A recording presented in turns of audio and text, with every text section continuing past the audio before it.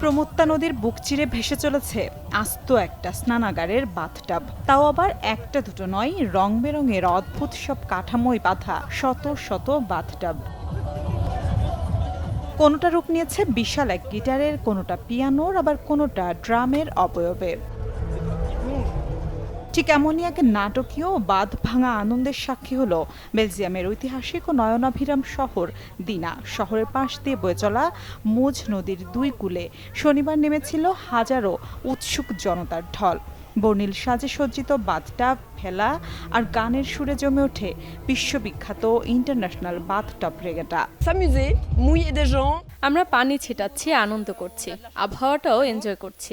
একটা পারিবারিক get together হয়ে গেছে, ভীষণ মজা করছি।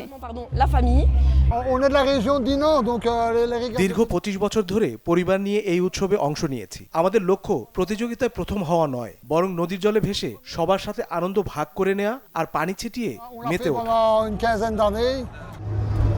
নদীর দুই পাড়ে দাঁড়িয়ে থাকা হাজারো দর্শকের করতালির শব্দে ভেলাগুলোর একে অপরের পানি ছিটানোর দুষ্টামি আর সুরের ঝর্ণাধারায় চলে অবিশ্বাস্য আয়োজন।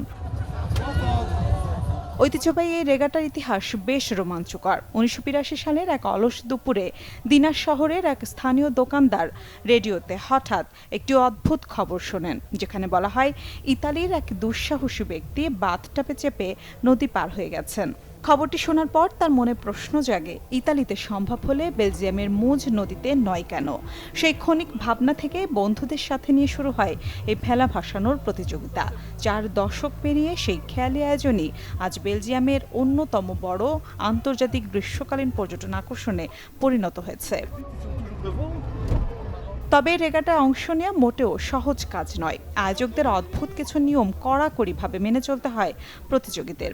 যেমন প্রতিটি তৈরি ভেলা বা নৌকায় অন্তত একটি আসল ও দৃশ্যমান বাথটাব রাখা বাধ্যতামূলক। এতে কোনো ইঞ্জিন বা মোটর ব্যবহার সম্পূর্ণ নিষিদ্ধ। ভেলার গতি বাড়াতে হবে কেবল হাতের দাঁড় বা শারীরিক শক্তিতে। নদী পথে পুরো ১ কিলোমিটার ট্রেইল অতিক্রম করতে হয় এই ভাসমান বাথটাবগুলোকে। আর সবচেয়ে আকর্ষণীয় বিষয় হলো বার্ষিক থিম। প্রতি বছরই ভিন্ন ভিন্ন থিমে ভেলা সাজাতে হয়, যার ধারাবাহিকতায় এবছরের নির্বাচিত থিম ছিল সঙ্গীত। মিলা খন্দকার, চ্যানেল 24।